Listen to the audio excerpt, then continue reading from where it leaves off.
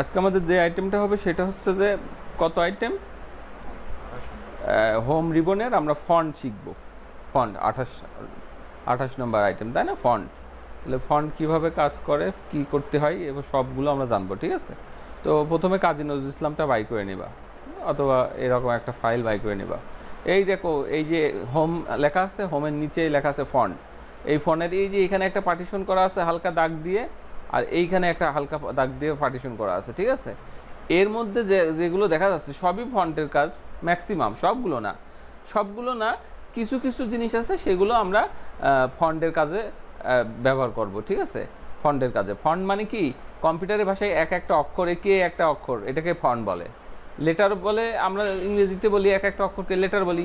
তার আর এখানে ফন্ট বলে বা ক্যারেক্টার বলে, কম্পিউটারের ভাষায় এক একটা অক্ষরকে ক্যারেক্টার অথবা ফন্ট বলে। তো আমরা মনে করো যে এইটুকু জিনিস সিলেক্ট করে ফন্টের প্রথম কাজ, ফন্টে মূলত 6টা কাজ। কয়টা কাজ? 6টা কাজ।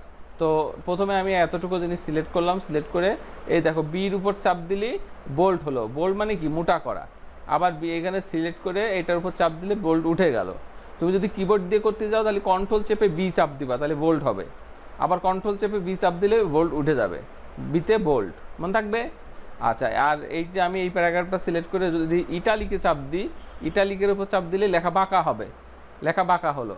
আবার যদি ইটালিকের উপর চাপ দিই তাহলে লেখা সোজা হয়ে গেল।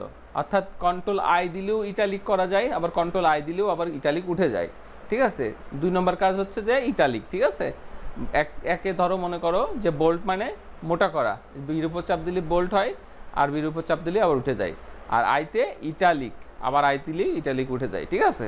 আচ্ছা, এরপরে আসতেছে ধরো এতটুকু জিনিস সিলেক্ট করলাম, সিলেক্ট করে ইউর উপর চাপ দিলাম, তাহলে কি হলো, আন্ডারলাইন হলো। ইউতে আন্ডারলাইন, এই যে দেখো আন্ডারলাইন হয়ে গেছে। আবার যদি এটা সিলেক্ট করে যদি ইউর উপর চাপ দাও তাহলে আন্ডারলাইন উঠে যাবে। কিন্তু কিবোর্ড থেকে যদি করতে চাও কন্ট্রোল ধরে ইউ দিবা, তাহলে আন্ডারলাইন হবে। আবার কন্ট্রোল ধরে ইউ দিলে পরে আন্ডারলাইন উঠে যাবে, মনে থাকবে? আচ্ছা, এখন যদি ডবল আন্ডারলাইন চাই তাহলে কি করবা, তাহলে ইউ এর পাশে ছোট্ট তীর আছে, দেখো এই তীরে ঢুকবা, ঢুকে ডবল আন্ডারলাইন আছে, এই ডবল আন্ডারলাইন করতে পারবা, অথবা এখানে মোটা আন্ডারলাইন করতে পারবা। এইখানে ডট ডট আছে, ড্যাশেস আছে, ক্রসেস আছে, বিভিন্ন রকমের স্টাইলের আন্ডারলাইন আছে। যেমন তুমি মোটাটাই নিলে, নেওয়ার পরে এর কালার দিতে বললো লাল, তাহলে এখান থেকে ক্লিক করে এই যে এখানে যায় আন্ডারলাইন কালারে, যে এখান থেকে একটা কালার বা খয়েরি কালার দিয়ে দিলাম, তাহলে দেখো এটা মোটা কালারের আন্ডারলাইন হয়ে গেল। এটা মোটা কালারের, মোটা এবং লাল খয়েরি কালারের আন্ডারলাইন দিতে পারলাম। আবার যদি উঠা দিতে বলে তাহলে পরে এটা চাপ দিবা, আবার উঠে যাবে। আবার যদি এরপর চাপ দিয়ে এখন বারবারই মোটা আসতেছে এবং খয়েরি আসতেছে, নর্মাল হচ্ছে না, তাহলে তুমি তখন কী করবে জানো, তখন এখান থেকে ক্লিক করে এই আন্ডারলাইনে যে এই যে এখান থেকে অটোমেটিক দিয়ে দিবা, কালো দিবা, হ্যাঁ কালো দিবা, আবার যাবা, তারপরে এই যে এটা নর্মালটা দিয়ে দিবা, তাহলে পরে নর্মাল হয়ে যাবে, ঠিক আছে? ইউতে আন্ডারলাইন, কন্ট্রোল ইউ চাপলে আন্ডারলাইন হয়, আবার কন্ট্রোল ইউ দিলে আন্ডারলাইন উঠে যায়, মনে থাকবে? আচ্ছা, এরপরে আসতেছে হচ্ছে যে লেখার কালার। যেমন আমরা যদি এখন এখানে কিছু লিখি কিছু, সেটা লেখার কালার কালো হয়, লেখার কালার কালো হয়। আমরা যদি এখানে লেখার কালার যদি আমরা অন্য কালার লিখতে চাই, যেমন এখান থেকে ক্লিক করে আমরা এখান থেকে গ্রিন কালার দিয়ে দিলাম, এই যে এটা কালার দিলাম, গ্রিন কালার দিয়ে দিলাম, দিয়ে এখানে দেখো লিখতেছে এখন গ্রিন কালার হচ্ছে। অর্থাৎ তুমি যদি আবার যদি মনে করো যে না আমি সিলেক্টেড এই প্যারাগ্রাফটাকে একটা কালার দেবো, তাহলে সিলেক্ট করে এখান থেকে রেড কালার দিয়ে দিলাম, রেড কালার দিলাম, তাহলে লাল লেখা হয়ে গেল। অর্থাৎ এটা ফন্টের কালার, এটা যেখান থেকে যে কালার দিতে চাও সিলেক্ট করে দিয়ে দিবা, ঠিক আছে? এটা হলো ফন্ট কালার, ঠিক আছে? এটা হলো 4 নম্বর কাজ গেল। 5 নম্বর কাজ হচ্ছে লেখার সাইজ ছোটো বড়ো করা। যেমন আমি এই হিস্টোরিটা সিলেক্ট করলাম, হিস্টোরিটা সিলেক্ট করে আমি এই যে এ আছে, এই বড় একটা এটার উপর চাপতে থাকলে আস্তে আস্তে বড় হয়, হ্যাঁ, আর এই পাশে ছোটো, এতে চাপলে পরে আস্তে আস্তে ছোটো হয়, এটা হলো আস্তে আস্তে ছোটো হয়। তাহলে আমরা বড় করলাম এটা দিয়ে। আমরা যদি 31 করতে চাই, দেখো তো 31 হয় কি না, 26, 28, 36, তাহলে 31 তো হলো না, তাহলে এইখানে খোঁজ করি 31 আছে কি না, দেখো তো 31 আছে কি না, 31 নেই, তাহলে কী করবো, 31 তো দরকার। তোমার স্যার বললো যে এটা 31 সাইজের ফন্ট করবেন, তাহলে তুমি কী করবা, এখানে 31 করতে হলে পরে এই ভিতরে 36 এখানে ক্লিক করে ওটা সিলেক্ট করবা, করে মুছে দিবা, মুছে 31 লিখে ইন্টার করবা, তাহলে 31 হয়ে যাবে।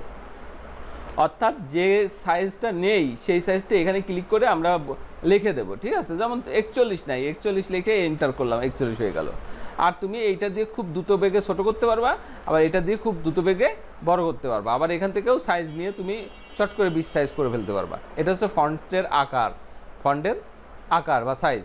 তাহলে 5 নম্বর কাজ হলো। 6 নম্বর কাজ হচ্ছে বাংলা লিখবো না, ইংরেজি লিখবো না, আরবি লিখবো না, হিন্দি লিখবো না, তামিল লিখবো, কী লিখবো, কোন ল্যাঙ্গুয়েজে লিখবো, সেই ল্যাঙ্গুয়েজ সেটিংটা করতে হলো। এই যে এখানে ক্যালিবেরি লেখা থাকে সাধারণত, হ্যাঁ ক্যালিবেরি লেখা থাকে। এই ক্যালিবেরির এইখানে ক্লিক করে এই যে ঝয়ের উপর চন্দ্রবিন্দু আছে না, এই ঝয়ের উপর চন্দ্রবিন্দু দেখলে পরে তুমি ওটা বাংলা হয়ে গেল। আমাদের সাধারণত বাংলা আর ইংরেজি নিয়েই কাজ। তো সাধারণত আমরা বাংলা ইংরেজি নিয়ে আমরা কাজ করি অফিস আদালতে বা বাজারঘাটে। কিছু কাজ আরবি ফন্টে হয়, হ্যাঁ। তো যাই হোক, যে ফন্টেই তুমি লেখো না কেন, ফন্ট সিলেকশন করবা কোত্থেকে? এই যে টাইম নিউ রোমানটা ইংরেজি লেখার সবচেয়ে ভালো ফন্ট। এই যে এখান থেকে টাইম নিউ রোমান নিয়ে এখান থেকে নিলে। আবার যদি বাংলা লিখতে চাও তাহলে এখান থেকে ক্লিক করে ঝয়ের উপর চন্দ্রবিন্দু, এটার নাম কি জানো তো? সুতনি এমজে। কি নাম? সুতনি এমজে। সুতনি এমজে নিয়ে নিলে পরে আবার বাংলা লেখা হয়, ঠিক আছে।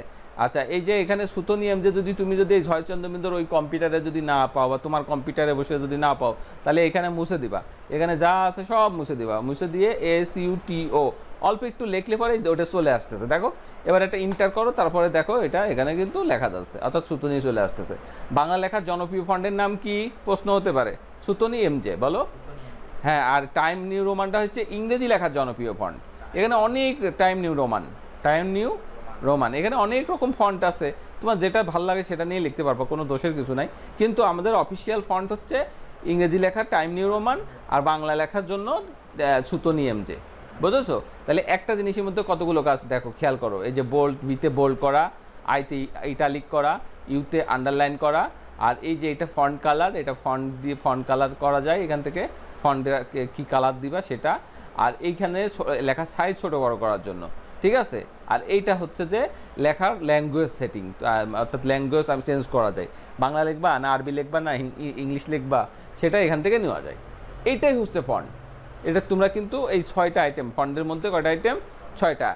1 2 3 4 5 1 6, 6টা আইটেম ইজি, একদম মনে থাকবে। এটা প্র্যাকটিস করে নিতে হবে। দাগাও তাহলে 6 নম্বর আইটেম। 6টা আইটেম কত নম্বর? আর 28 আইটেম, তাই ফন্টটা 28 আইটেমে। তাহলে এটা দাগায় নাও।